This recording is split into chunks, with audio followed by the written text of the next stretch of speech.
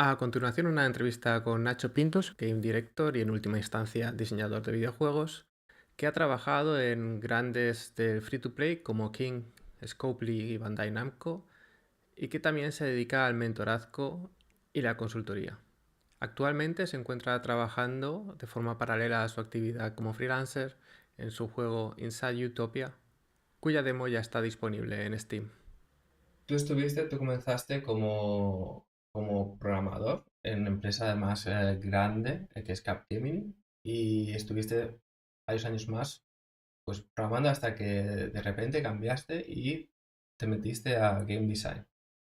¿Cómo fue ese cambio? ¿Qué estuviste haciendo durante ese tiempo hasta tomar el salto y meterte de lleno Vale. en Game Design? Vale, mi carrera de programador realmente empieza en Galicia, nada más terminar la carrera de ingeniero técnico informático, donde estuve 2 años, de ahí ya di el salto a Barcelona y sí que estuve un tiempo en Capgemini y luego estuve más tiempo en otra empresa que era de marketing, mucho antes del Big Data, pero yo me encargaba de todas las transformaciones de datos, mucho Oracle, mucho Java, mucho backend. Em, Y aunque era un trabajo que estaba bien y bien pagado, pues no me llenaba. Yo seguía pensando en mi sueño de hacer videojuegos. Así que llegó un momento que dije, bueno, pues si quiero trabajar en videojuegos, tengo que hacer algo, Mm, tengo que moverme y no esperar a que llegue del cielo. Y lo que hice, pues fue hacerme freelance y la empresa esta para la que estaba trabajando de marketing decidió pues seguir pagándome como freelance. Trabajé menos horas con ellos y en las horas que sobraban empecé a hacer un posgrado mm, en una universidad online de diseño y programación de videojuegos. Entonces ahí empecé a entender cómo funciona un videojuego por dentro. La parte de diseño era bastante light en ese posgrado porque estamos hablando del año 2010, donde apenas había literatura de videojuegos y la poca que había la tenías que comprar en Amazon, Estados Unidos, todo en inglés, por mm, supuesto. No había cursos de game design en España ni de broma. Entonces, bueno, en este posgrado online que hice en la UOC, lo puedo decir sin ningún problema, mm. aprendí sobre todo a programar, a usar distintos engines. Creo que Unity no existía todavía, año 2010, puede que no, me parece que no. Hicimos un engine en C++ y había bastantes engines en Flash y en lenguajes similares al Flash, en JavaScript incluso. Y del proyecto final de ese posgrado salió un juego en Android. De aquella había, pues no sé si 3 o 4 modelos de Android en España. Mm, Y aprovechando ese proyecto dije, venga, pues lo voy a lanzar en la Store, de aquella no se llamaba Google Play, se llamaba Google App Store, no sé cómo se llamaba, y, y voy a sacar mi juego y tenerlo disponible para todo el mundo y ver qué pasa. Y de ahí salió un proyecto que ya no estaba disponible para descarga porque mm, evidentemente han pasado muchos años, muchas versiones de Android. Hablamos de Android 2 o 3.0, estamos por Android 15. Aún tengo el código fuente. Pero el juego se llamaba Flee, Flee, Huida. Era una recreación de las Game & Watch de Nintendo para un dispositivo móvil Android. Hay un vídeo por YouTube, si lo buscáis. ok. Flee Android está por ahí. Em, y la verdad que quedó, humildemente, quedó muy, muy logrado esta recreación. Si alguien recuerda lo que eran las Game Watch, eran estos aparatitos que tenían ya todos los dibujos Sí, prehechos y simplemente se iluminaban y se apagaban las cosas. Y cuando tú pulsabas esas pantallas, como que había un efecto extraño del cristal líquido haciendo cositas, pues yo conseguí recrear ese efecto con efectos visuales, etcétera. Y simplemente era un juego, un coche donde tú ibas esquivando obstáculos y huyendo, ¿no? Flee significa huir en inglés. mm, Y le metí mucha música, una música agradable, una música de conducir suave. Y, y fue un desastre en ventas. Teníamos una idea de juego, teníamos un juego de calidad, porque visualmente y la programación no tenía bugs, era todo de bastante calidad. Conseguimos salir Me curré el marketing porque envié cientos de emails a todos los medios nacionales, internacionales y conseguimos salir en medios bastante importantes de la época. Conseguimos salir en Joystick, que ya no existe, conseguimos que nos mencionasen en la sección de videojuegos del periódico The Guardian, Ujú. conseguimos salir en Engadget, que creo que todavía existe. Salimos en todos los medios españoles, nos entrevistaron en Siglo XXI de Radio 3. Entonces, a nivel de difusión fue un éxito. Brutal. A nivel de evaluaciones de usuarios, pues teníamos 4,7 estrellas o un montón de una valoración muy alta en la Store. Pero fuimos tan humildes que en la versión gratuita del juego dábamos tanto contenido que nadie compraba la versión completa. Creo que ese fue el error. Eh, pero bueno, pues esto es algo que aprender. Quizá hoy ya no caiga la gente en ese error porque en las versiones gratuitas ya se aprende un poquito, pero bueno, no hagáis un proyecto indie sin un business model claro. Es un poco el aprendizaje que quiero Sí, sacar. he de confesar que me pasó lo mismo con un juego que se llamaba Happy Orbs, que era de físicas en el móvil también, puzzles físicos, y hice la versión light, el clásico, la light o demo, y luego la entera. Y la light, pues bastante descarga, nadie compraba la otra. O sea, el modelo ese de demo y luego puedes comprar premium, Ujú. premium, ese es difícil. Es mejor aunarlo en una app, ¿no? Que supongo que es lo que aprendemos pues después de la hostia, de la primera hostia. Sí, sí, sí, pero bueno, de aquella se hacía eso, tener dos apps separadas, una con la versión gratuita y otra la premium. Y bueno, pues por seguir lo que hacían otros, pues tuve ese problema. Creo que el juego quizá hizo unos 300 euros o algo así, algo bastante triste. Pero bueno, fracaso muy relativo, porque gracias a ese proyecto y al haber hecho yo el ciclo completo, porque lo programé, lo diseñé, Mm. hice el marketing y la difusión y todo lo que no fuese el arte lo hice yo, pues esa fue mi puerta de entrada a que me contratasen en King. Ujú. King justo pocos meses después de lanzamiento y caída de Flea, estaba abriendo un estudio en Barcelona y necesitaban diseñadores. Y también, pues quiero aprovechar aquí para decirle a la gente, la oferta de King pedían 3 años de experiencia. Mm. Pedían un game designer con 3 años de experiencia en la industria. Yo tenía 8 meses de experiencia haciendo mi propio juego, Experiencia concentrada. pero me presenté, me expliqué y me pillaron. Entonces, pues animar a la gente a que no se vea intimidada por lo que digan las ofertas, a que si habéis hecho cosas por vuestra cuenta y sobre todo si las habéis terminado, eso se valora muchísimo. Y yo siempre que he entrevistado y en todos los puestos de trabajo que he estado, he entrevistado gente, se valora muchísimo la gente que hace cosas y las termina. Porque empezar, todos empezamos cosas, pero terminar, muy poquita gente las Sí, termina. hago un inciso ahí, soy de la misma opinión. Yo he tenido entrevistas con gente que ha dicho, no, yo es que quiero hacer videojuegos o me he metido a esto porque mi sueño ha sido hacer videojuegos. Y le pregunto, ¿qué has hecho en tu tiempo libre o mientras estás en la universidad? Nada. Y me quedas y digo, vamos a ver, no hay nada que te impida hacer un juego mañana. Una tarde lo tienes si quieres, ¿no? Me llama mucha atención el Ujú, mindset y automáticamente pues no queda muy bien. No, si alguien quiere hacer algo, lo no, busca y lo hace. claro. O no es. El, Y además se nota lo que tú dices, en cuanto tienes algo en el portafolio, eh, te pilla rapidísimo. el movimiento se demuestra andando y la pasión le puedes dar salida por Ujú. muchas maneras. Hay muchísimos juegos con su editor de mapas, ahí puedes hacer niveles del Mario, puedes hacer niveles o arenas del Counter-Strike. Tienes muchas maneras de demostrar que te gusta diseñar. Sí, Entonces, eso es terminar cosas. No hace falta que te inventes un juego de cero. Puedes exacto. diseñar juegos con un montón de herramientas gratuitas que están por ahí disponibles. Con el Mario Maker mismo, yo creo que te puedes hacer un portfolio Exacto. brutal, porque tienes todas las Sí, herramientas para hacer un juego chulo. exacto. Y como Mario Maker, un montón más.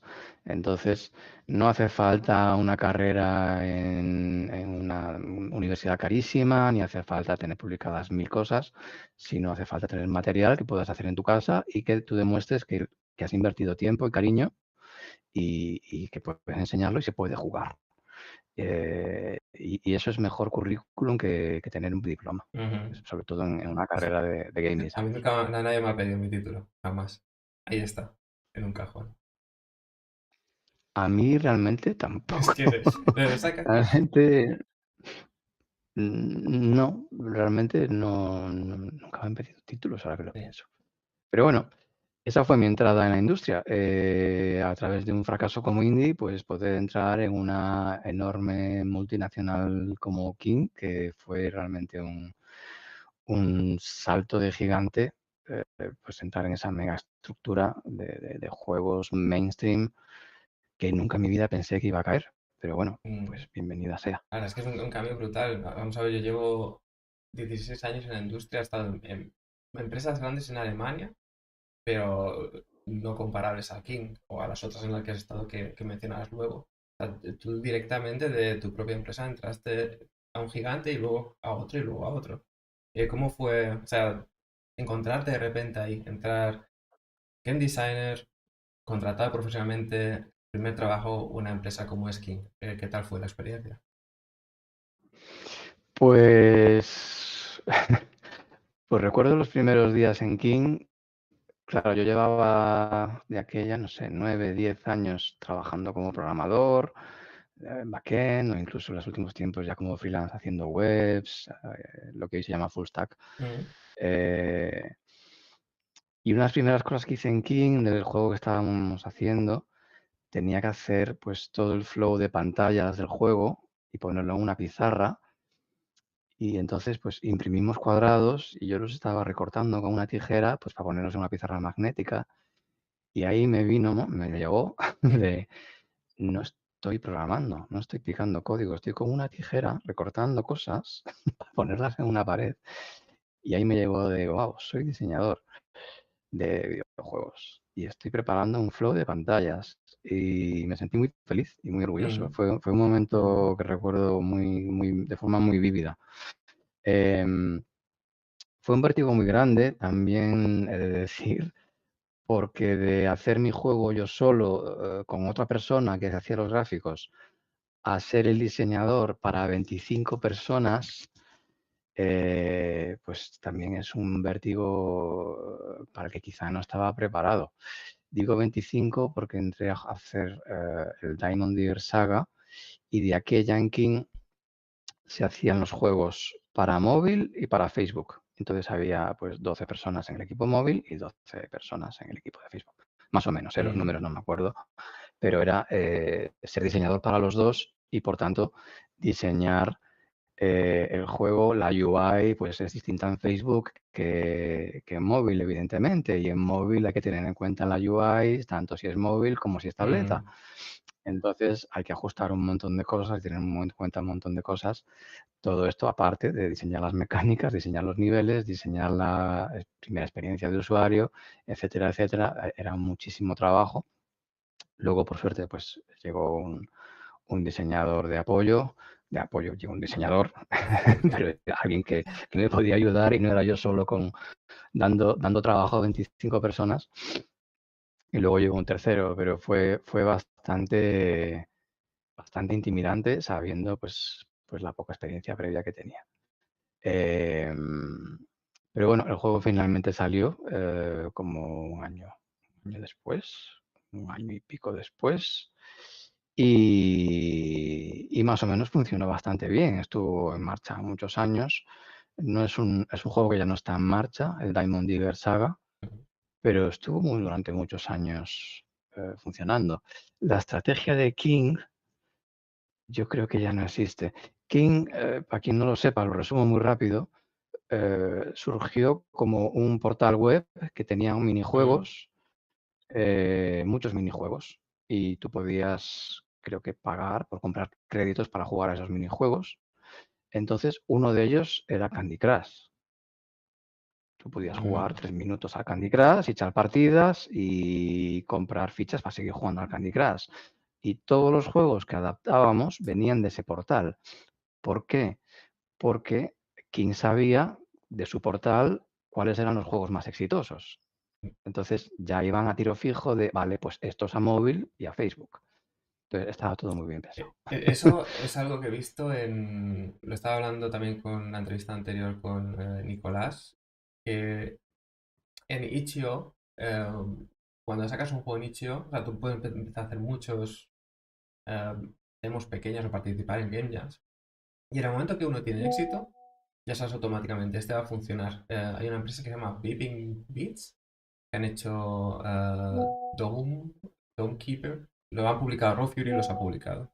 Y está muy guay, muy chulo. Y si te vas a Itch.io, creo que se llama Dome Love o algo así, otro nombre diferente, pero es el mismo juego. Y lo utilizan como métrica, o sea, de forma sistemática, sacan juego de Ujú. Itch.io para ir a la idea con recursos mínimos. O sea, si la idea, el concepto es interesante, luego lo desarrollan y lo finalizan. Y modus operandi, que es el que tienen, y de momento tienen éxito así. Así que lo que tú dices, o lo que hacía King, vuelve a validar esa tesis, que si tienes una plataforma para Sí, validar ideas, perfecto. sí. Sí, King tenía esa plataforma web donde no solo validaban el número de visitas de los juegos que tenían en esa web, sino qué porcentaje de esas visitas estaban dispuestas a invertir dinero en esos juegos Ujú. web. Entonces, no solo tenían una estimación de la popularidad, sino también de la monetización de esos juegos y por eso ya sabían exactamente en qué orden y cuáles eran los juegos que iban a aportar a móvil y a Facebook, porque ya había una predicción del posible o probable éxito que iban a tener. Y yo creo que no fallaron con ninguno. Estoy pensando, no se canceló ni uno solo de los primeros 5, 6, 7 juegos que se hicieron cuando se crearon estos estudios. Se hizo el Diamond Digger, después se hizo el Papa Per Saga Ujú.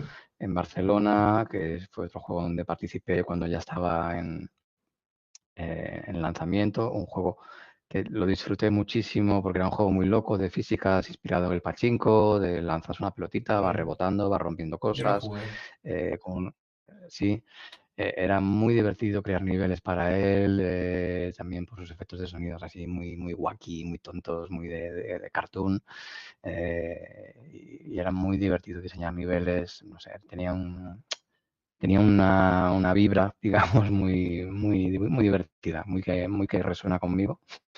Y nada, después de Diamond Digger y Papa Pear, estuve un tiempo en King haciendo prototipos. Ah, esto, fíjate, no sé si puedo hablar. Bueno, estuvimos unos meses prototipando cosas. Una se canceló por completo, Mm. otra llevó a hacer un estudio completamente aparte. eh, y hasta ahí puedo leer, porque no sé si eso se llegó a publicar o no, a hacer público. Ujú. Pero llegó un punto donde se decidió hacer la secuela de Babel Witch 2, que también fue parte de Estudio Barcelona, el Babel Witch 3, Ujú. y me lo ofrecieron, me dijeron, ¿prefieres ir con esta nueva aventura a este estudio aparte o quieres hacer el Babel Witch 3? Yo dije, pues yo prefiero el Babel Witch 3 porque yo me siento más una persona de hacer juegos casual, de hacer juegos puzzle y, y me voy a sentir más cómodo con esto. Y realmente fue mi juego, digamos, mi cenit como diseñador a día de hoy, en el sentido de juego que se ha publicado y juego que ha tenido más éxito y más impacto. Y ya solo por la de veces que he ido por la calle en Barcelona Mm. y he visto a gente jugando. Vaya. Que eso es un poco la medida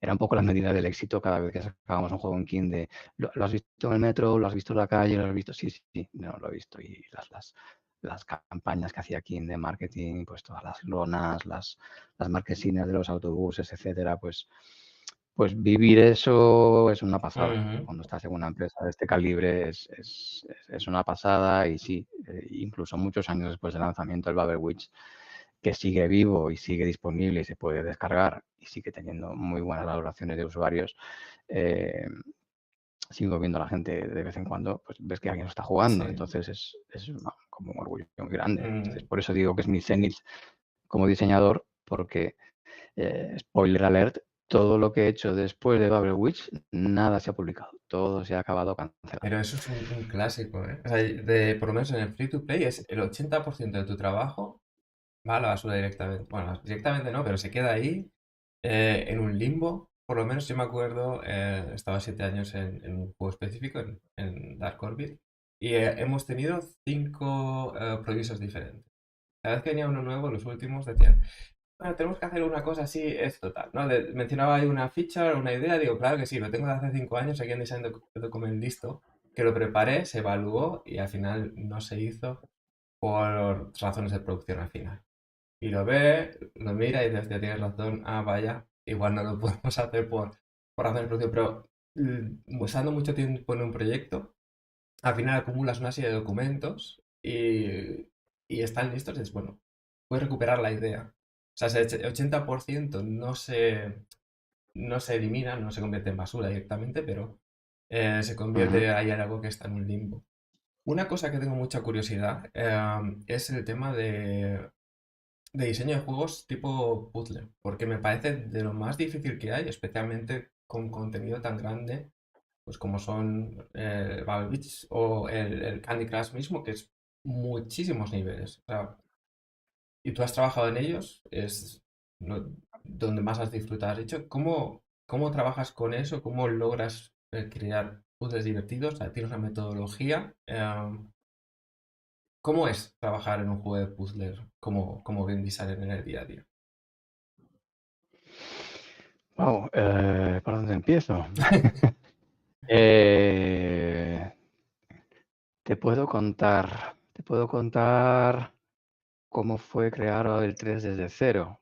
También porque, teníamos la ventaja de tener de punto de partida el Babel 2. Em, Queríamos crear una secuela que mejorase claramente el Babel 2, que no fuese, pues, darle un lavado de cara y simplemente más niveles. Si Mm, queríamos hacer un juego claramente diferente a nivel de gameplay. Y lo que hicimos fue, pues cuando estás en una empresa de ese tamaño, pues te puedes permitir hacer cientos de playtest. Eh, con, Empezamos a prototipar y hacer iteraciones de las mecánicas, de las core mechanics, de las mecánicas principales de un Bubble Shooter. Y tú dices, pero un Bubble Shooter son lanzar burbujas, ¿cómo puedes hacer cientos de iteraciones? Y dices, sí, sí, sí. Se pueden hacer un montón de pequeños ajustes en una mecánica tan sencilla como apuntar y lanzar una burbuja de colorines. Eh, Probamos un montón de cosas, desde tener una cola de burbujas mucho más larga a tener varios superpoderes, desde la distancia del lanzamiento, la longitud del rayo, que te determina dónde va a aterrizar la bola, etcétera, etcétera. Y a base de playtest tras iteración, pues vimos lo que iba triunfando, ¿no? Íbamos captando eh, información tanto cuantitativa como cualitativa, porque en los playtests tú hacías un cuestionario y le pedías a la gente que evalúe del 1 al 10 ciertos mm. aspectos y luego le pides que con sus propias palabras te expliquen lo que les ha gustado y lo que no. Entonces ahí tienes datos cuantitativos y cualitativos. Fue todo un método rigurosamente científico, o tan científico como pudimos, como fuimos capaces. Eh, y en base a eso y en base a los comentarios negativos que había en la Play, en las App Stores del Babel 2, de que se quejaba la Mm. gente, pues por ejemplo, hay mucha queja de, es que el juego me da los colores que no necesito, porque para que sí pierda, y así pierdo las vidas y me hacen comprar vidas, Es, cuando realmente no es así. El random es Es random. el clásico, ¿eh? El bias del jugador con mis amigos jugando a Hearthstone y demás, juegos de cartas, y se puede jugar en parejas. Ahora dicen, el algoritmo es que me está dando las cartas malas. Y yo les digo, Sí, no, es que estás teniendo mala suerte, no hay nada, te lo aseguro. Es mucho trabajo claro. el ponerse a implementar algo así. Pues no, tienen alguien que dicen, trabajo ahí, y os lo digo que no es así, me ignoran completamente. Así, Ya. y así va todo. Pues precisamente en Babel 2 había un algoritmo de selección de colores digamos, muy random, no 100% random, pues simplemente a lo mejor evitaba que te saliesen 5 azules seguidas, porque no tiene sentido. Como experiencia es muy desagradable que te salgan 5 veces el mismo color. Mm. Y lo que hicimos en Babel 3 fue pasarnos al algoritmo que usa el Tetris. ¿Qué hace el Tetris? En el Tetris tú tienes, no sé si son 6 tipos de piezas, las mete en una bolsa y te saca esas 6 piezas. Cuando ha sacado la última, vuelve a meter las 6 Mm. piezas, hace shuffle y vuelve a sacar las piezas. Entonces, como mucho, te salen 2 veces la misma pieza consecutiva. Es muy buena solución. Entonces, Porque sigue siendo random, ahí, pero sí, sí. exacto, pero como mucho te sale 2 veces el mismo color Mm. seguido. Entonces, con esa solución tan sencilla, conseguimos que la gente dejase de quejarse de el algoritmo no me da el color que Ujú. quiero, porque muy pronto te iba a salir el color que tú querías y no te sale repeticiones excesivas ni estás demasiado tiempo sin que te salga el color. Todo gracias a usar el algoritmo del Tetris. Y en base a esos pequeños ajustes, esas cosas invisibles, eh, todo hay muchas cosas invisibles y hay muchísima mala prensa en el free to play. Yo entiendo que haya mucha mala prensa en el free to play, porque todo el mundo piensa que usamos magia negra y que usamos patrones oscuros. No hay mucha teoría de los patrones oscuros del free to play. Todo lo que hacemos es para que la experiencia de usuario sea buena. La gente vuelve al juego porque la experiencia de usuario es agradable. Y entonces, si eso es un patrón oscuro, pues sí, usamos patrones oscuros. Pero lo que te acabo de contar es un ejemplo Mm. de, oye, estamos haciendo el algoritmo que saca los colores aleatorios más agradable para el usuario. ¿Es un patrón oscuro? Dímelo No tú. lo es, no lo es. Eh, De hecho, yo, creo que distingue a King de otros es la calidad del juego. Yo lo que digo, yo cocino lo mismo, o sea, yo hago juegos free to play y sí que puedo decir que hay juegos que los juegas y dices, vamos a ver, aquí estáis utilizando esto, esto. Por ejemplo, patrón oscuro que me da la impresión muy fuerte que hay, que es, probándolo, o que estuve testeándolo, fue con el Monopoly Go.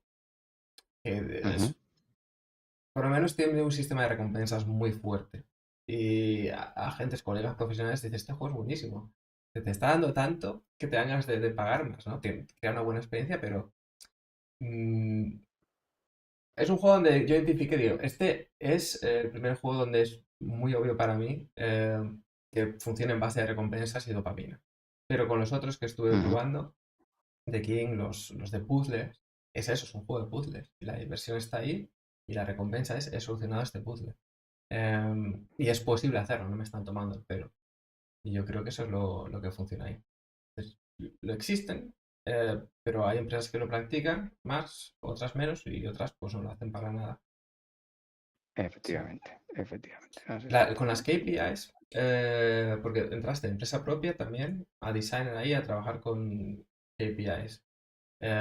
¿Directamente comenzaste a mirar todos los números de los juegos? ¿Tuviste a alguien que te ayudaba, un producer o algo? ¿O ya te manejabas como programador bien con las análisis? Claro, eres data analyst. O sea, venías del análisis de datos. O sea, tú te apañabas súper bien con las métricas. Hombre, sí, pero piensa que en un sitio como King hay un ejército literalmente de data analyst Ujú. y de gente y tienes unos dashboards, para que no sepa, un dashboard es una pantalla con un montón de recuadros, con todas las métricas ya bien ordenadas y lo ves de un vistazo todo a la vez. Ya te viene hecho, ya te viene masticado y tú pues lo consultas. Entonces no, yo no tengo que bucear en datos, ya me vienen dados, incluso ya me vienen analizados y con conclusiones. Ujú. Yo y cualquier persona del equipo puede hablar con este departamento y hacer preguntas adicionales, pero poco más tenía que hacer, Qué guay. porque el gran poder de una empresa como King, obviamente, se viven de los datos y cualquier empresa free to play lo que más necesita tener es un departamento de analistas de datos potente. Ujú. Si no, no sabe dónde está haciendo, si no, no está tomando decisiones correctas, si no, no sabe qué están haciendo sus jugadores. Sí. Oye, yo lo he visto, en Bitcoin especialmente, tenemos también el departamento de análisis de datos, pero como game designer en esa empresa se espera pues, que trabajes día a día con las KPIs, o sea, monitoreo. Claro, tu trabajo es mucho más creativo por lo que he visto que el que yo tenía. O sea, tú diseñabas juegos desde el principio, tenías mecánicas y demás. Yo llegué a un juego que era ya tiene tiempo y hago live ops. Esto es lo que hay, Ujú, mejora la performance tocando lo mínimo. Esa ha sido mi misión en general, claro. normalmente con juegos. Y es eso, llegas ahí y lo que haces es trabajar con las KPIs, tomar los datos de los analistas, mirar qué métricas también necesitas y demás, y trabajar con ellos. Es una experiencia muy diferente. Por eso te preguntaba, tenía curiosidad de cómo es. Suena muy guay, ¿no? De verte liberado de eso y hacer, pues eso, lo que en realidad uno quiere hacer como game designer, que es diseñar mecánicas y crear experiencias interesantes. Bueno, a ver, por supuesto que trabajábamos con KPIs, pero sobre todo de progresión de Mm, niveles. Eso lo mirábamos cada día, porque variaba cada día. Oye, que en el nivel 127 se nos está yendo muchos jugadores. Echarle un vistazo. Entonces, claro, ahí vamos a mirar el nivel 127 y digo, hostia, pues igual, perdón por decir hostia, se están enganchando, claro, aquí hay una posibilidad de que se estén enganchando aquí, entonces es muy improbable que puedan ganar el nivel si llegan a esta situación, vamos a arreglar el nivel para que no lleguen a este punto tan frustrante. Entonces, ahí había una iteración continua del contenido para que no hubiese esos momentos Mira, frustrantes. acabas de responder una pregunta de mi mujer, que me pregunta muchas veces, ella juega mucho puzzles y dice, esto de aquí, ellos verán los datos y sabrán cuando la gente se queda enganchada a un nivel. Digo, supongo que sí, vamos. Claro, Pues ahora tiene claro, la sí, respuesta sí, oficial, sí. luego se lo diré. Sí, sí, sí. A ver, espero no estar diciendo nada súper confidencial, pero lo que hacemos es mejorar Claro. para que los jugadores no se frustren. A veces se te cuela un nivel con fallos de diseño sin querer y otras veces con fallos obvios de diseño sin querer y otras veces esos fallos los descubres muy a posteriori eh, porque son casos muy específicos que solo un porcentaje de gente llega y tienes que entrar muy a bucear, bucear, bucear para entender qué está pasando ahí. Porque por más que los pruebes y por más que hayan pasado un proceso de QA y por más que incluso haya procesos, ya no digo que sean IAs, porque cuando yo estuve en King no había IAs, Ujú. pero sí que había procesos que jugaban a los juegos y igual jugaban una partida de forma tonta, como un usuario tonto, pero la jugaban 1000 veces y de ahí se sacaban pues estimaciones de porcentajes de éxito, pues se podían colar cosas. Entonces se mejoran los niveles para asegurar que la progresión de niveles sigue siendo divertida. No para exprimir a nadie, sino para que la experiencia siga siendo buena. Si lo que queremos es que la gente se siga divirtiendo cada vez que entra al Ujú. juego. Te tengo una pregunta personal ahora que me acaba de caer. Yo, a mí me gustan juegos de puzzle, tengo un problema con muchos, y es que soy daltónico. Y me Ah, estoy preguntando muchas veces, o sea, no recuerdo con King, yo creo que lo juega perfectamente porque las formas o los engrabados que tienen las fichas te dejan verlo, ¿no? Pero siempre me pregunto, ¿tenéis a alguien que es importante, ¿no? Tenéis gente que comprueba que un tester que sea daltónico, que compruebe que esto es entendible para cualquier tipo de persona con diferentes tipos de visión. sí, a menos yo te digo que en los dos juegos donde participé en esa fase, que es en la definición de las fichas principales, que fue en Diamond Digger y en Babel, eh, no te imaginas los meses que se tardan eso, los artistas, ¿eh? Igual se tarda de 6 a 8 meses en definir las piezas principales y en hacer el render final, etcétera. Y se miran todos los tipos de daltonismo, porque hay muchos tipos de Ujú. daltonismo, y se mira de todo. Se tiene muchísimo cuidado para hacer el juego más accesible posible. Al menos en King se hace. Me alegro de que me digas eso, porque se invierte trabajo y esfuerzo en ello. Y sí, el hecho de que las formas sean distintas o el contenido de una pieza contenga algo tal, no es un capricho del diseñador o del artista, es para la gente que no distingue Mm, colores, pues que tenga algo a lo que agarrarse para distinguir. Pero en Bubble Witch todas las formas son redondas, entonces el contenido de las burbujas tiene que tener algo claramente diferenciador para que la gente pueda, con daltonismo, pueda jugar. sí, se aprecia mucho. De repente es un juego que ha Me pensado en alegro. mí.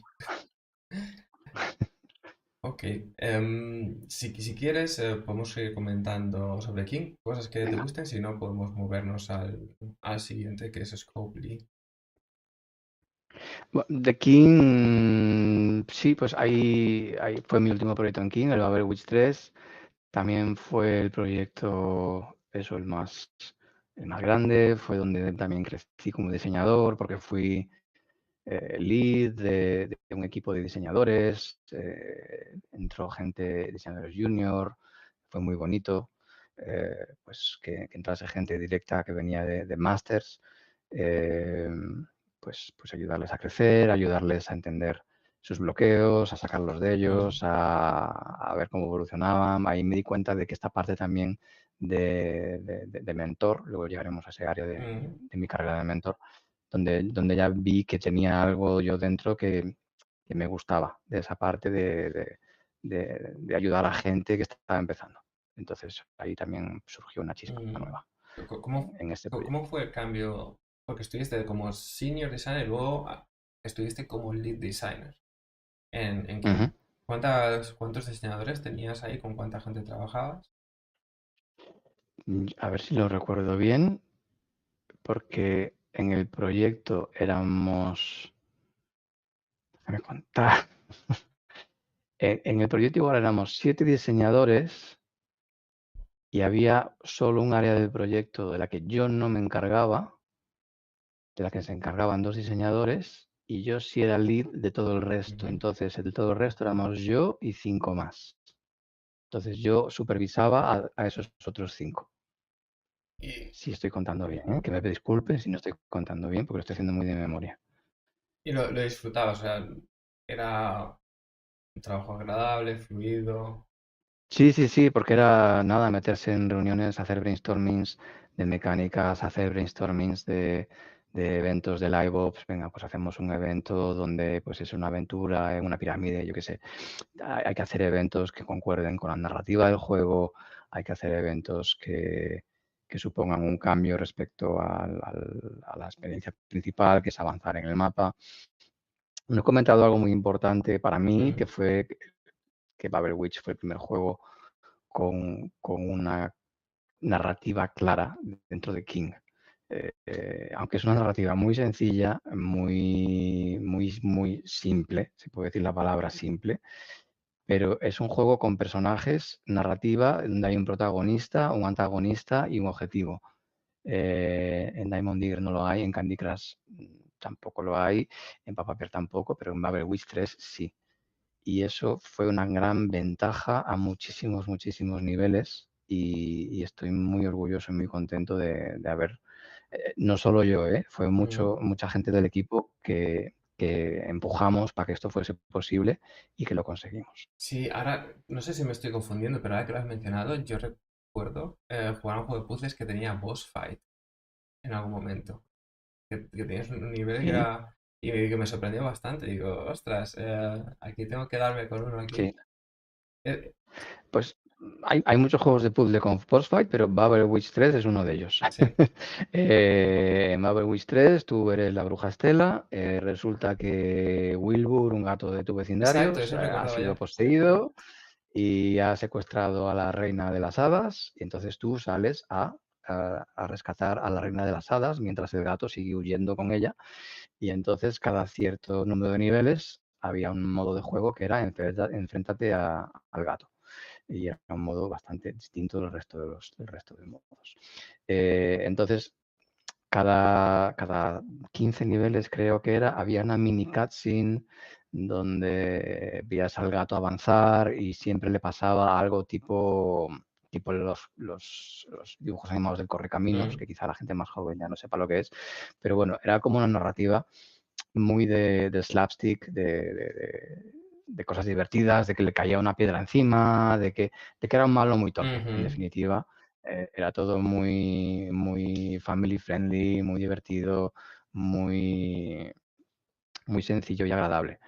Y gracias a tener estos personajes y esta historia, pues eso permitió hacer una campaña de marketing mucho más interesante y con una,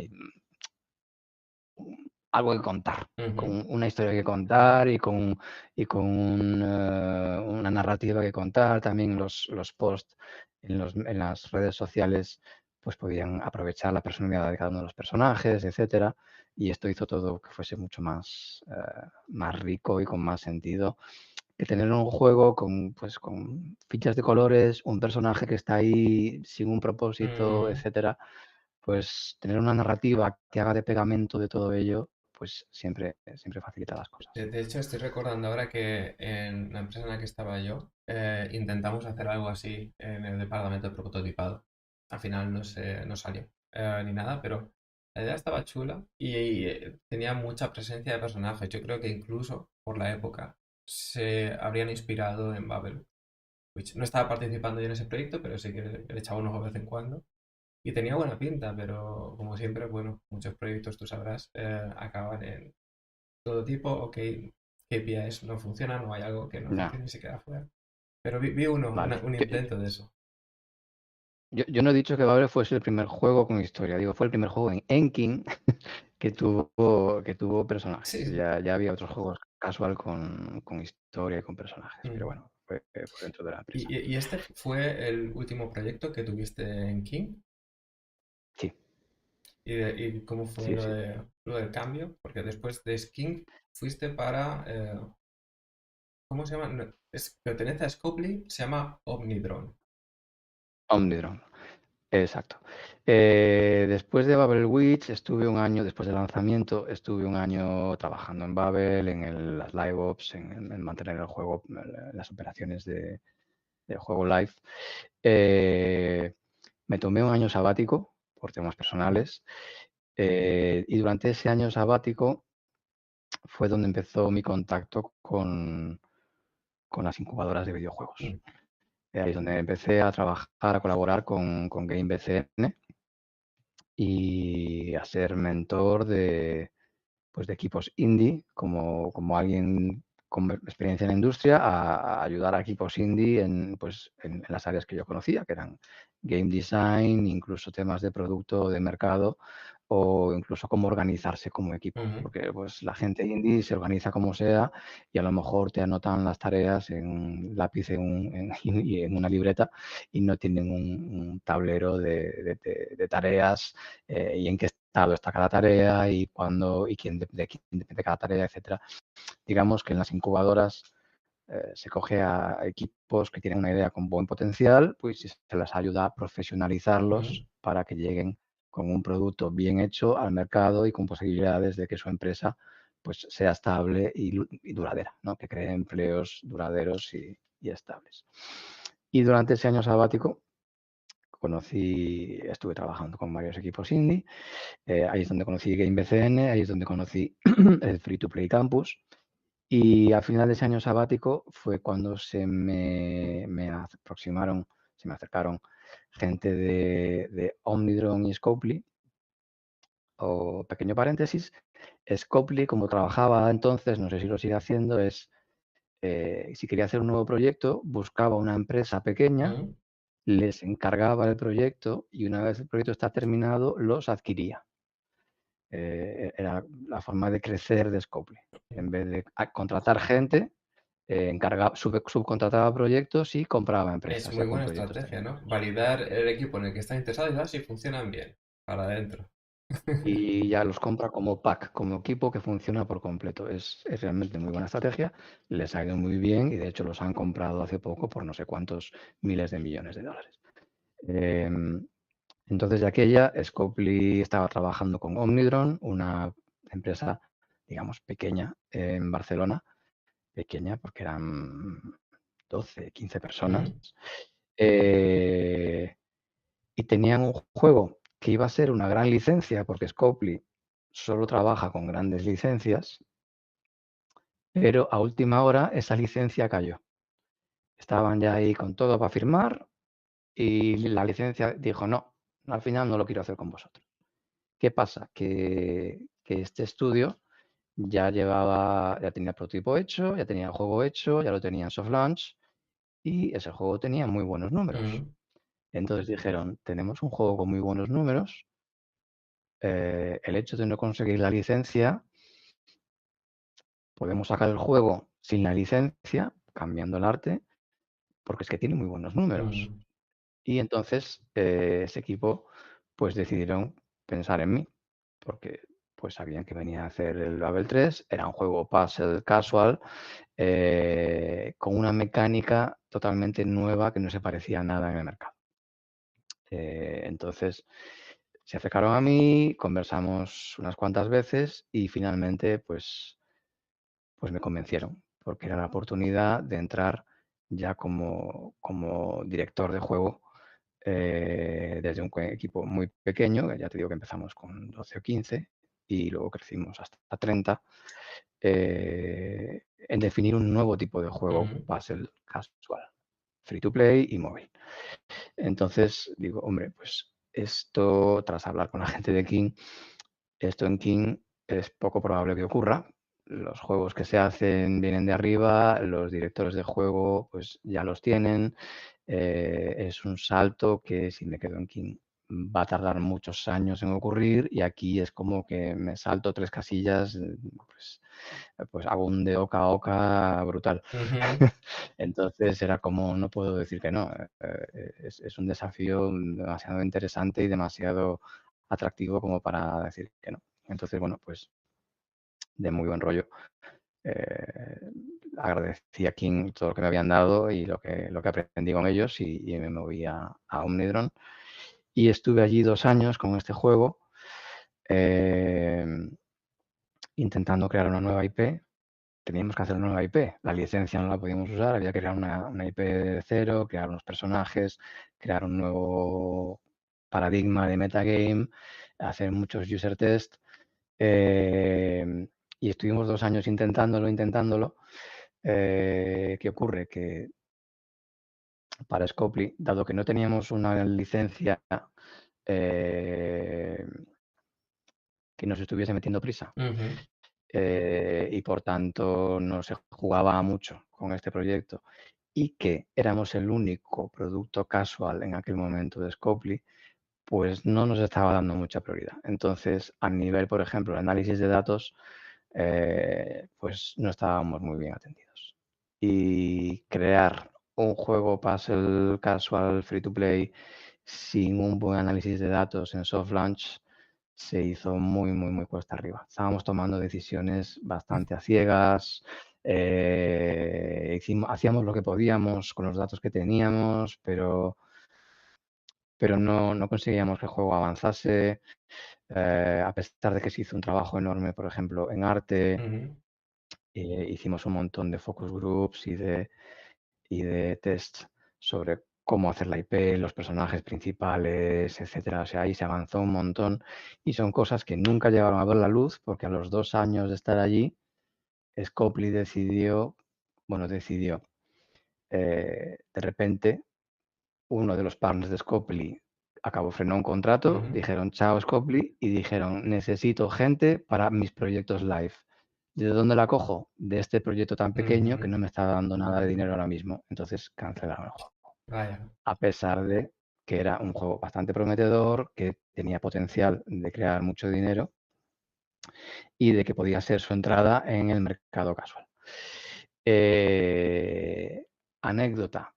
Si hoy vas al juego oficial de esa licencia, es exactamente la misma mecánica que estábamos haciendo nosotros. Ah, ¿lo han clonado, lo han copiado, se han inspirado?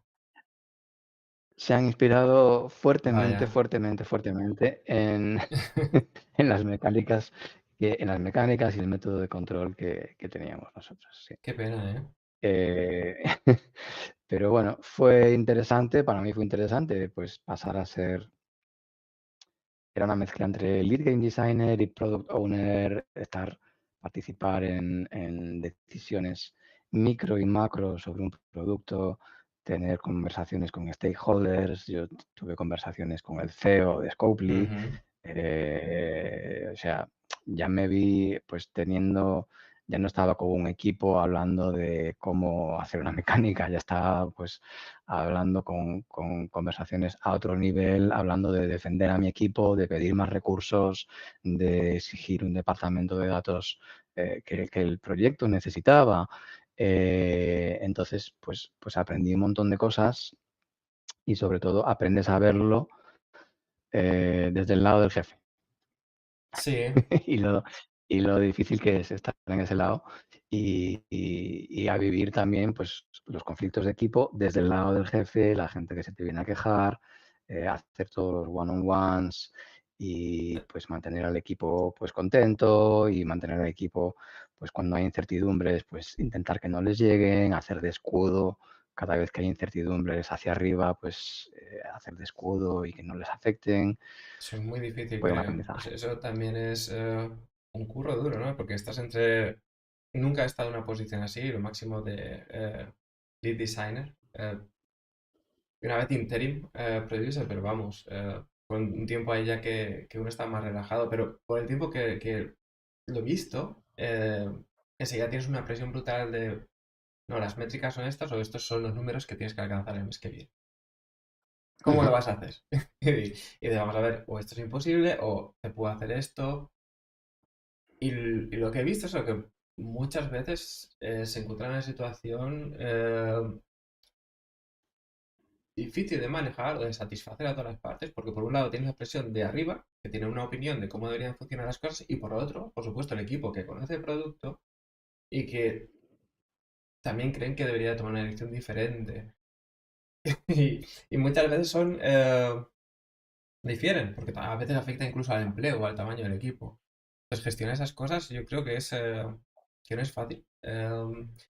¿Tienes algún consejo? O sea, si alguien entra en una posición como esa, y va a empezar, bueno, a enfrentarse a eso. Supongo que habrá hecho ya algo de experiencia, uno no salta al agua fría de la nada, pero ¿hay algún consejo que digas, esto es una práctica o si mantienes este mindset, pues vas a mantenerte sano mentalmente más tiempo, o esta es la mejor forma de lidiar con, con conflictos? ¿Hay algo, Con conflictos. si los hay? Yo lo que saqué, lo que aprendí allí, bueno, aprendí allí muchísimas cosas, muchísimas. Y es una época que yo estoy también muy agradecido de haber vivido. Em, para tener a un equipo feliz 6 sobre 10 o 5,5 sobre 10, Ujú, tienes que estar seguro de que todo el mundo sabe qué tiene que hacer hoy, sabe qué tiene que hacer después y por qué. Si en tu equipo todo el mundo tiene claras esas 3 cosas, ya los tienes en un 5,5, 6 sobre 10 de felicidad. Ya luego, para llegar al 10, tienes que tener en cuenta, pues, todos los factores personales y humanos de quién se lleva bien con quién está teniendo problemas personales en casa, mm, problemas de salud, quién tiene ambiciones, quién está frustrado porque quiere estar haciendo juegos de PlayStation y está haciendo un juego free to play, eh, un montón de cosas más, ¿no? Y tienes un poco que lidiar con todas esas cosas, pero eso es eso, para llegar del notable al sobresaliente. Pero para que un equipo funcione y funcione rodado y más o menos bien engrasado es darles tareas claras, porque si una persona no sabe qué hacer, no va a venir contenta a trabajar. ¿Qué tengo que hacer hoy? ¿Y por qué? ujú, ¿Y después qué tengo que hacer? Metas claras, milestones claros y bien explicados y bien razonados. Y si hay que pivotar, y hubo que pivotar muchas veces, y cuando estás prototipando un tipo nuevo de juego, innovando en definitiva, ujú, va a haber 1000 veces que sí. pivotes y los equipos se frustran. Muchísima gente no tiene un mindset de innovación y prefiere seguir la tónica y le perturba mucho que haya un cambio. Dice, ¿por qué cambiamos otra vez? Entonces hay que tener muchísima paciencia, explicar con mucha calma, no, cambiamos por esto, hemos hecho estos playtests, ha salido esto, creemos que con esto, explicar las hipótesis, explicar por qué apostamos por esta nueva dirección y hacer esto cada vez y con toda la humildad y con toda la calma del mundo, porque no puedes perder a tu equipo y no puedes perder la confianza de tu Mm, equipo. Y ahí es donde aprendí que el equipo es todo y hay que darlo todo por el equipo. Y ellos son lo importante porque ellos son los que están haciendo el proyecto.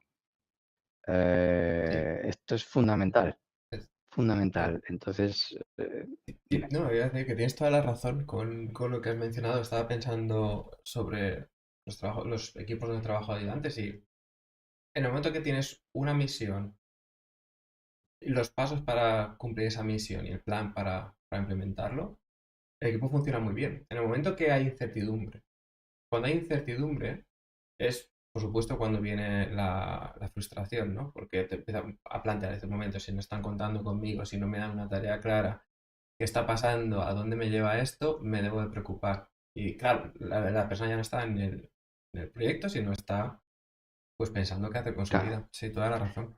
Y ya empiezan los cuchicheos, y ya empiezan las cosas y para todo eso es muy importante tener crear un ambiente donde el feedback sea lo más limpio y lo más honesto posible Mm, y crear esos espacios de feedback, que es lo más difícil y que nunca lo he visto conseguir en ninguna de las sí, empresas. ¿por qué es eso? A mí no me cuesta, yo soy... igual no estoy en una posición en la que tenga tanto... pero dices, vamos a ver, porque estás jugando a póker conmigo, sé transparente, yo soy transparente contigo, ¿sabes? Pero sí, no lo sé, y yo creo que es... La impresión que tengo es que quieren gestionar los recursos, o sea, ya empiezan en un mundo, se meten en un mundo más abstracto, y dices, bueno, aquí están los recursos, que son estas personas, tienen que estar funcionando, esto es lo que va a pasar, que yo sé, pero si les comunico esto en este momento, va a afectar a los resultados inmediatos. Y Ujú. por supuesto, es política, vamos, el horror de la política de la empresa que aparece.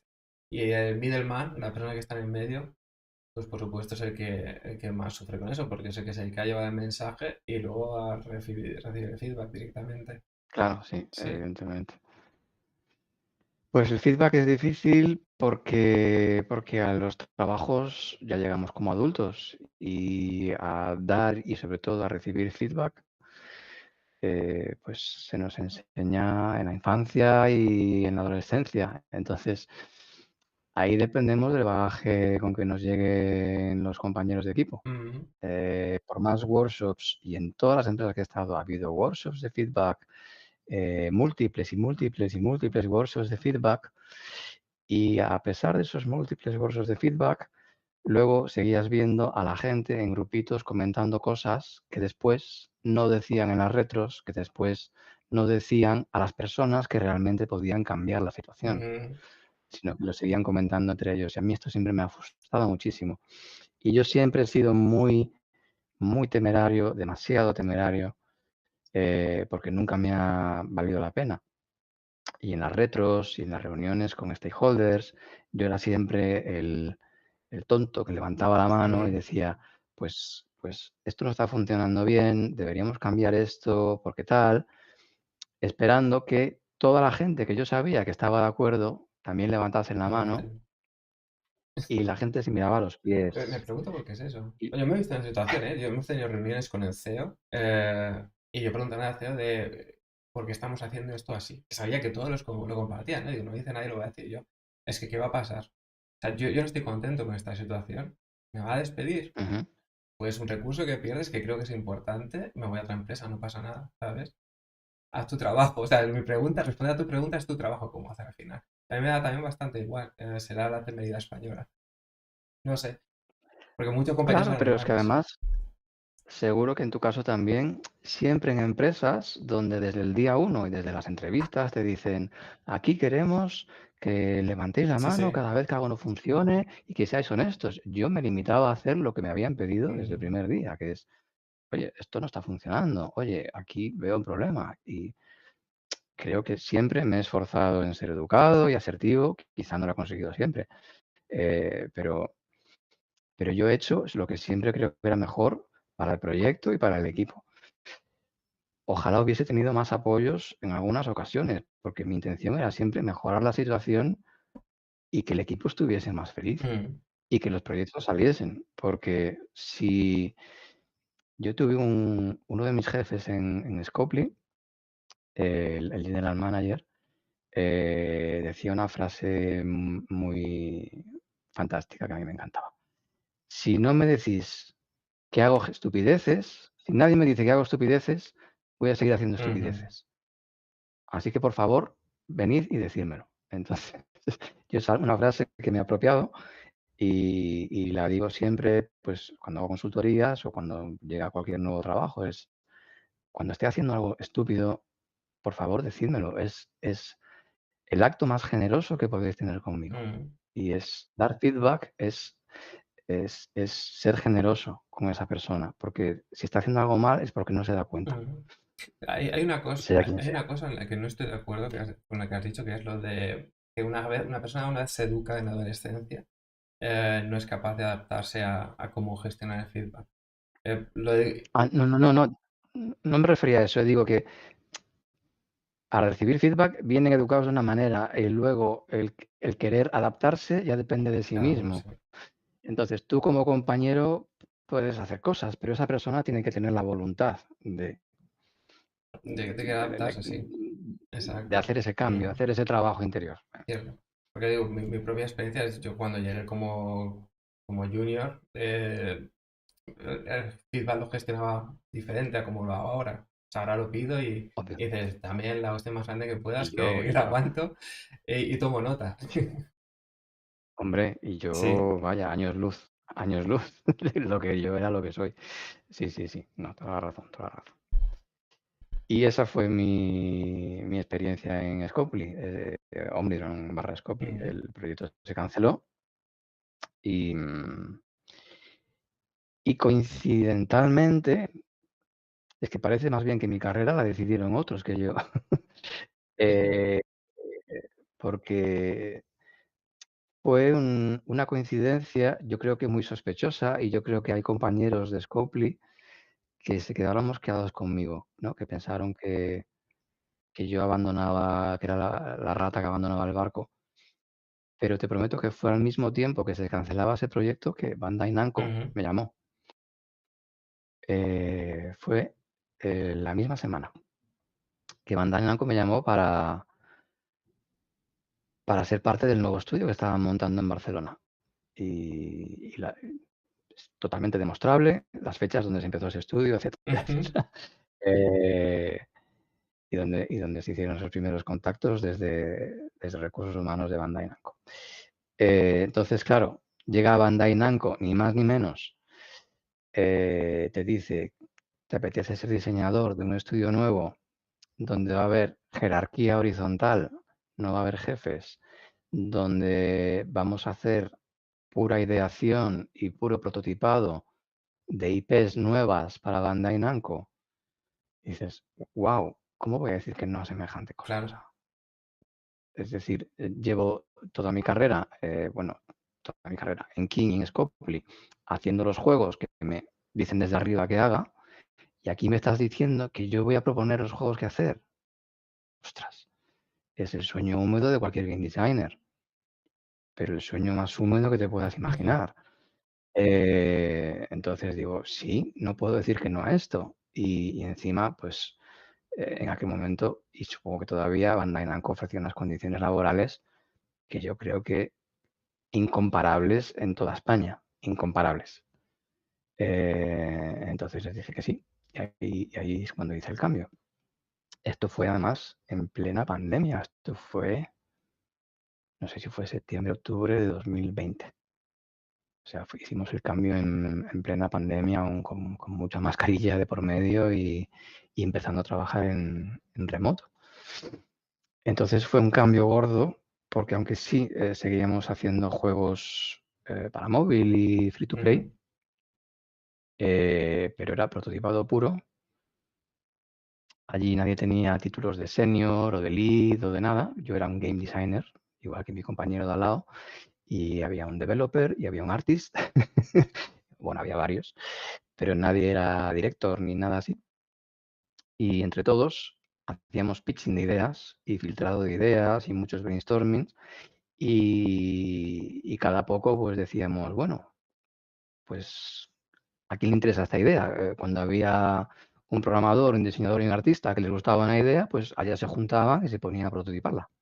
Era Qué guay. más o menos así, porque ellos querían un poco replicar, y esto es público y notorio, no es ningún secreto, replicar el funcionamiento de Supercell, Ujú. ¿no? Que siempre trabajan con estas, lo que le llaman células, equipos célula, que son autónomos, que trabajan por sí mismos, que no, que digamos, invierte en la estructura. No es el CEO el que decide hacia abajo qué hacer, sino que es el equipo el que está arriba y decide un poco qué proyecto hacer y cómo hacerlo y por qué. Eso lo he visto intentar implementar también yo en una empresa de forma fallida muy rápidamente, porque la idea de crearlo así vino de arriba y enseguida ese equipo se solidificó y perdió toda flexibilidad y bueno,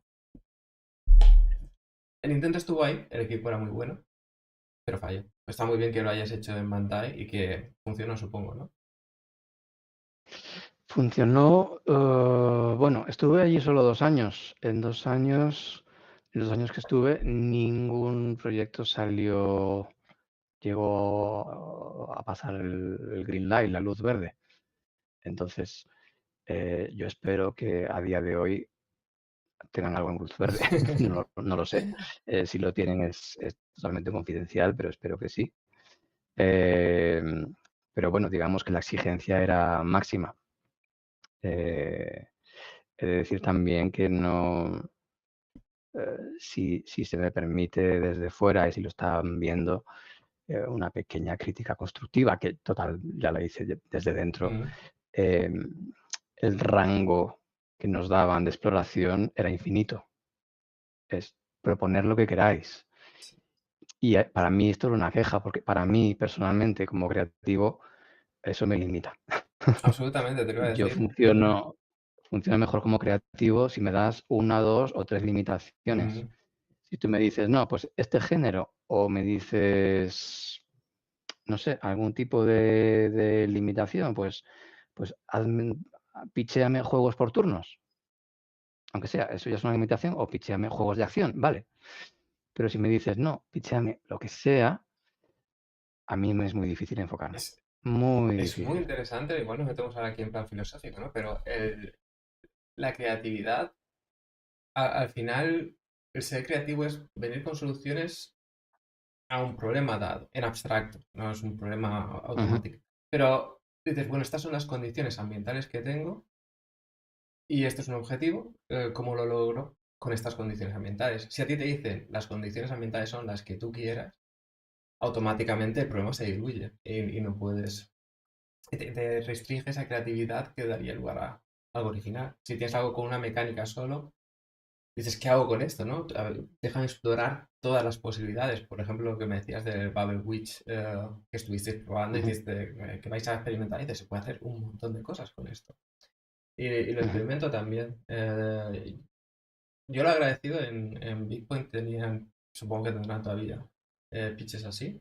eh, y sí que te dan unas restricciones de tres o cuatro tipos de géneros que están interesados y puedes meterte ahí y dar ideas de vez en cuando.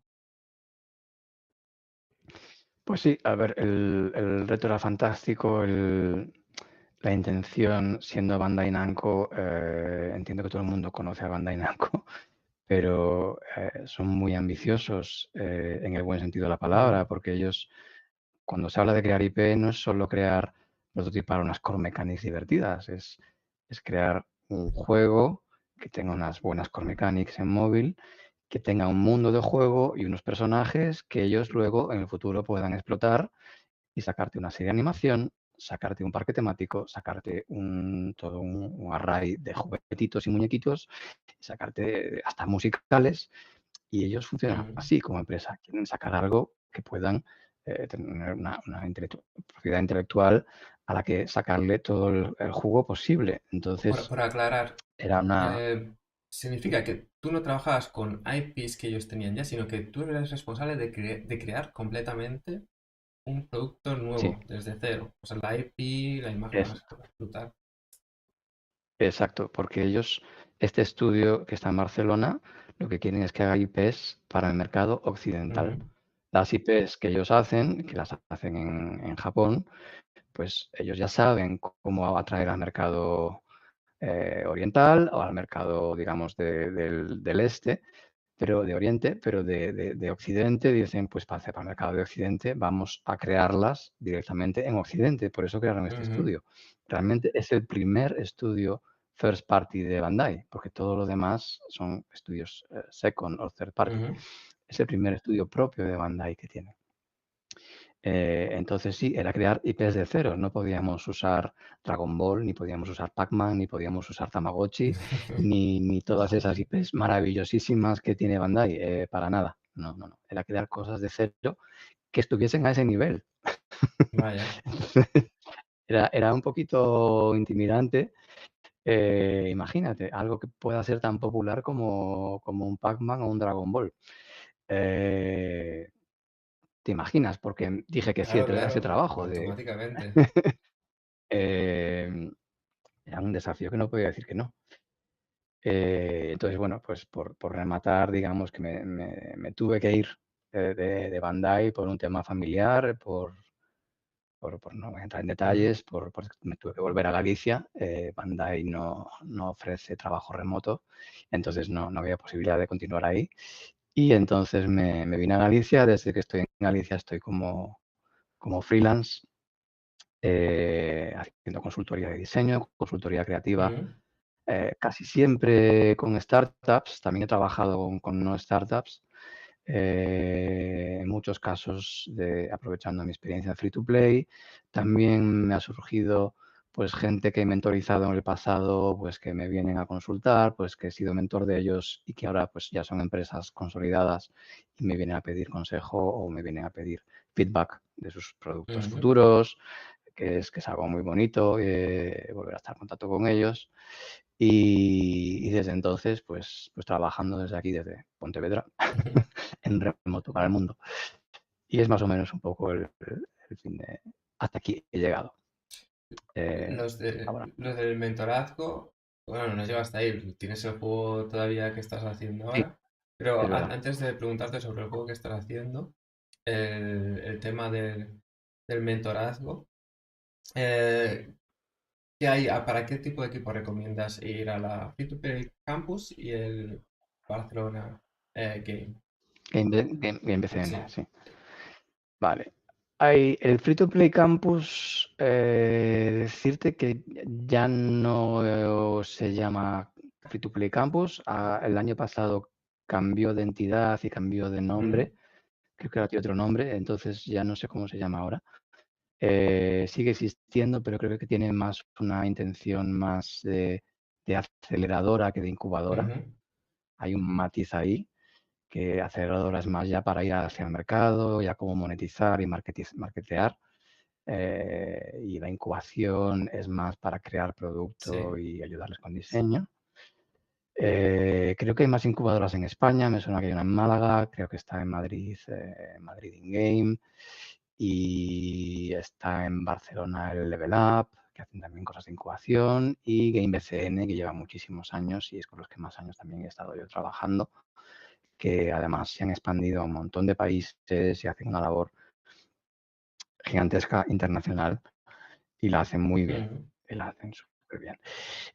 Es algo que si nos está viendo algún indie, algún equipo indie ujú, o algún grupo de colegas que están en un máster en la universidad y están empezando un juego, escribid a todas las incubadoras que veáis de España, de cualquier país del mundo, porque es donde más vais a crecer, donde os van a dar visibilidad, donde vais a conocer a producers, donde vais a aprender un montón de la industria y donde vais a estar en contacto con profesionales como yo o mejores, seguramente mejores, o más rodados,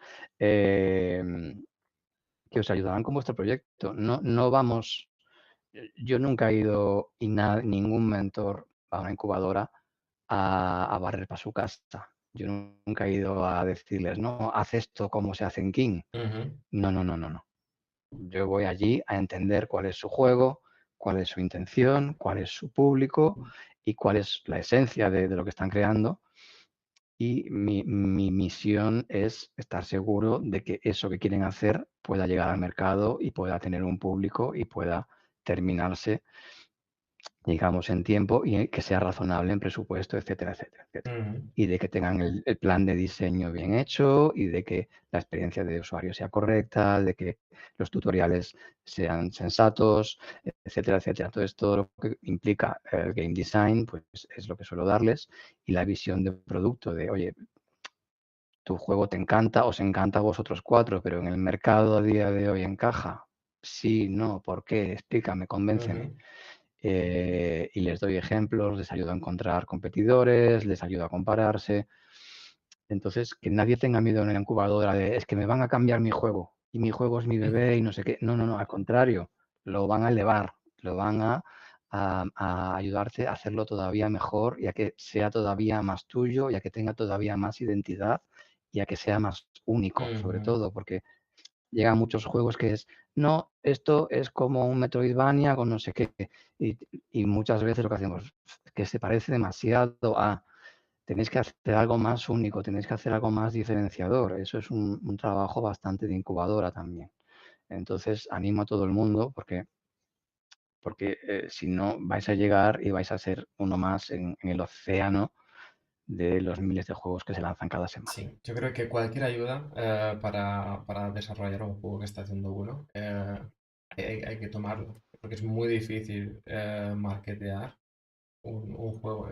Yo he hecho tres, dos para el virtual y luego uno prototipado para Nintendo Switch, que sí que me llevé un prototype funding, pero que luego para encontrar un publisher resultó difícil. Pero lo que vives ahí es que sin marketing, sin que te den a conocer, o incluso moviéndolo, ¿no? Porque tú tienes tu ejemplo de la empresa que tú creaste al principio y saliste en el Guardian y demás, y aún así, pues la performance no dio para que tenga un estudio, que fue mala suerte, pero que luego lo que ha hecho es que has entrado en todas esas grandes empresas y que te dan todo el bagaje que tienes ahora.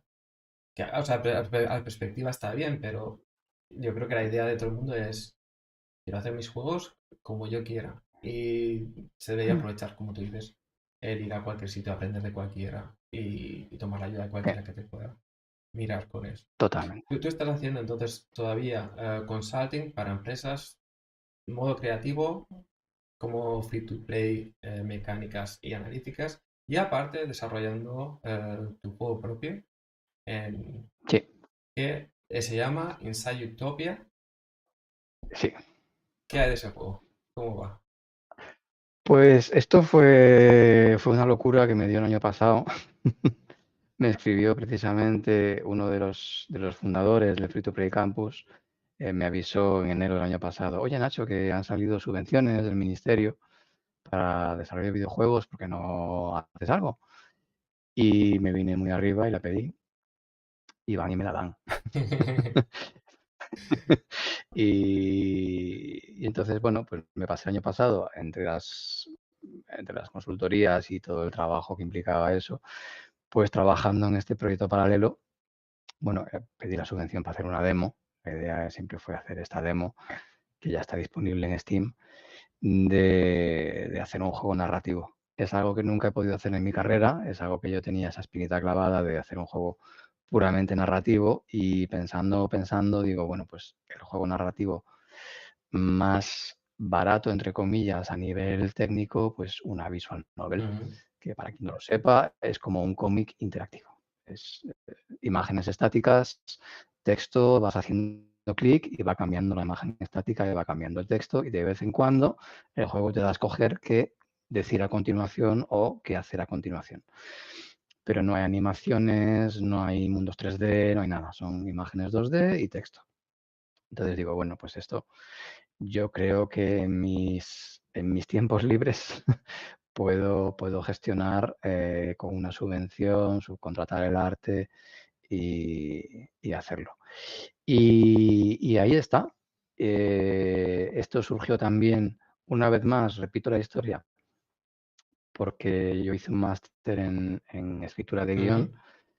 y mi proyecto final de máster fue el guión de Inside Utopia, que lo escribí como un guión cinematográfico y dije, bueno, pues voy a aprovechar este guión y convertirlo en un juego interactivo. Entonces, cogiendo esos primeros 30 minutos de guión, pues salió esta demo. Y es un intento, voy a hacer así como un pitching, es, es la historia de una muchacha que se ve obligada, es un mundo alternativo, es una tierra alternativa, porque no quería ubicar Utopía en ningún sitio del mundo real para que no hubiese suspicacias. Ujú. Es una tierra alternativa en un siglo XIX alternativo y es una muchacha que se ve obligada a viajar a la isla de Utopía, que está muy lejos en el océano, para robarles su fuente de riqueza. Tienen una piedra que todo lo que toca lo convierte en oro, una especie de piedra filosofal que allí llaman la piedra oro, y su reina le dice, oye, Didi, viaja allí y róbales la piedra oro para solucionar todos nuestros problemas. Y si no lo haces, pues mataré a tu madre. Entonces, hay Ahí este el twist dilema oscuro, de de repente, toma. esta cosa de tengo que ir a Utopía y robarles su fuente de riqueza o mi madre morirá. Ya partimos de un dilema moral bastante potente.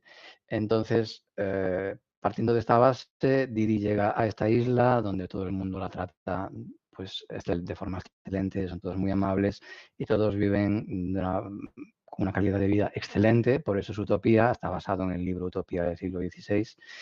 Y lo que pretendo con esta historia es un poco ofrecer pues un mundo utópico, porque estoy harto, no harto, pero hay tantas distopías en ficción y en el mundo real ves las noticias y ya estamos viviendo en la distopía absoluta, Mm. que quería ofrecer un mundo de ficción donde la gente esté a gusto donde vive. Para mí eso es casi punk, es revolucionario ofrecer un mundo de ficción donde la gente no se queja de dónde vive ni se queja de su gobierno, sino que simplemente está a gusto y está viviendo en un sitio donde el sentido común parece que reina. Y entonces tienes que infiltrarte en esa isla y tienes que descubrir dónde está oculta esta fuente de riqueza y finalmente, pues cuando llegues al final del juego, tomar esta decisión de me llevo esto y destruyo este lugar Ujú. tan maravilloso donde me han tratado más tan bien para salvar a mi madre o permito que este mundo donde están todos tan felices siga existiendo. Y en todo este camino también la intención es que el jugador reflexione un poco cuál es su propia sociedad ideal. Ujú. Porque parece que ya no es posible pensar que el mundo va a ir a mejor. Yo este juego lo presenté en la Feria de Culturas Gallegas que hubo aquí en Pontevedra hace poco y lo primero al empezar la presentación que hice fue preguntarle al público, por favor, levantad la mano los que os imagináis que dentro de 30 años el mundo va a estar mejor. Pero bueno, ahí eran todos gallegos, el carácter está ahí. Es buena puntualización, pero es que nadie levantó la mano. Y estoy seguro de que si repito esta presentación en un sitio optimista, yo qué sé, No, dime un no sitio sé. optimista del mundo, me da igual, en Londres, en París, en Berlín, pues Mm. que poquita gente va a levantar la mano, que parece que ya vivimos en un sitio donde ya estamos en modo sálvese quien pueda y me da mucha pena de pensar que ya no.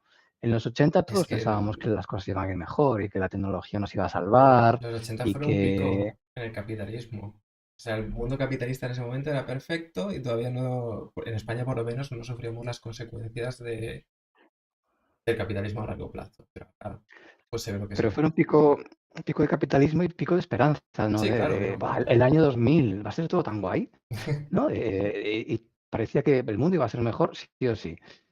Y no sé, pues hice este juego un poco con con nostalgia de esos tiempos de volvamos a pensar que el mundo pudiera mejor.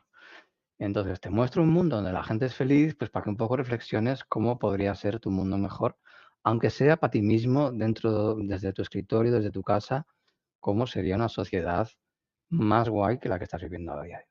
Mm, Simplemente eso. Ahí hay un poquito de hay un matiz de serious game, aunque el juego realmente pues sea una historia con personajes, con conflictos, con traiciones, con mentiras, con dilemas morales, etcétera, pues como una serie de Netflix, digamos, ujú. pero hay ese poquito de serious game, de reflexión sobre cómo quieres que sea la sociedad ideal en la que vives. Sí, yo he jugado a la de Montera que te lo comenté antes y jugándolo estaba pensando, bueno, aquí está la reina, el personaje de la reina lo conozco, ¿no? Ese villano típico malvado que quiere toda costa, y dice, a esta la conozco, pero luego entras ahí en Utopia y los personajes que te vienen, una de las primeras escenas que tienes cuando llegas, ¿no? Que es cuando te viene Eswen, de lejos dices, bueno, ¿esto es un peligro o qué es, no? Y te deja así mosqueado. Y estás todo el rato así, no sé lo que será al final, tampoco hace falta que lo cuentes, pero estoy siempre así un poco mosqueado y dices, ¿cómo lo hacen? ¿Cuál es el truco? Aquí hay algo escondido, oscuro, seguro, y estoy ahí con la mosca detrás de la oreja mientras estaba jugándolo con eso. Y, y también hablando con los personajes, ¿no? Siempre cualquiera, de todos los personajes con los que me he encontrado, he sospechado. Digo, aquí hay algo que no me va a cuadrar. Y el personaje en sí mismo en la diégesis la veo muy relajada, pero yo como jugador estoy sufriendo por ella. Y me ha dejado así, me ha dejado ahí con un buen cliffhanger. La verdad es que si tengo la oportunidad de terminar de jugarlo, lo haré. ¿Ves? Fíjate, qué gracia que me digas esto, porque vemos gente buena y un sitio agradable y sospechamos. Lo único que Sí, sí, hacemos sí, es sí. sospechar de no Dices, esto puede no ser lo que haya algo conozco bueno. yo. Esto no existe en el mundo real. Pues bueno, da que pensar, da que pensar. Y nada, es un proyecto que intentaré seguir en paralelo, de alguna manera, a mi carrera, porque es bonito, porque me motiva, porque escribir guiones me encanta. Pero Mm. bueno, creo que con 12 años como diseñador free to play centrado en puzzles, hacer el salto a narrative designer no creo que esté aún en posición de hacer ese salto. Así que yo muy contento con mi experiencia free to play y seguir con ello. Curiosamente, el Así otro que día, veremos qué ahora que lo estás diciendo en el dime. free to play, estaba hablando un amigo de Nicolás, el chico con el que hablé la semana pasada, es diseñador de sistemas, Gabriel, y estaba haciendo un análisis, lo he visto que tiene un análisis sobre, ahora no me acuerdo cómo se llama, este juego que tiene muchísima narrativa, es un poco distópico, qué Disco rabia. Elysium, no. Ahí estás, Disco Elysium. Y está haciendo un análisis sobre la economía de la narrativa, comparando la economía de un RPG con la economía de la narrativa y hace un análisis económico. Y me parece súper interesante, lo estaba mirando y digo, nunca me había planteado la narrativa así, pero claro, lo puedes ver como recursos. Así que yo creo que sí que se puede extrapolar y puedes aplicar la parte científica que uno tiene en los free to plays a crear una experiencia narrativa que además da sentido al jugador, en el sentido de progreso. O sea, parece que no, pero yo creo que se tiene una ventaja a la hora de crear sistemas narrativos que Ujú. tienen más significado más allá de la historia que se cuenta, sino dando significado mecánico. Esa es la teoría. Ahí yo no me metería porque yo soy muy malo como narrativo, pero si hay alguien que está fuerte con eso, que tiene ganas, yo creo que es una buena oportunidad de crear algo. Ya está Disco Elysium, como ha analizado Gabriel, que hace eso. Luego, si quieres, busco el papelito y te lo paso y puedes mirar. Pásamelo, Sí, pero y Disco si no, tengo esperanza todavía Elysium de hablar con él. es un tour de force. No sé si tiene 600.000 palabras escritas. El Disco Elysium es como 4.000 novelas, ¿eh? Es una Mm, pasada de obra. Wow. sí, Sí, el análisis es es pequeñito, es pedazo de una obra. página.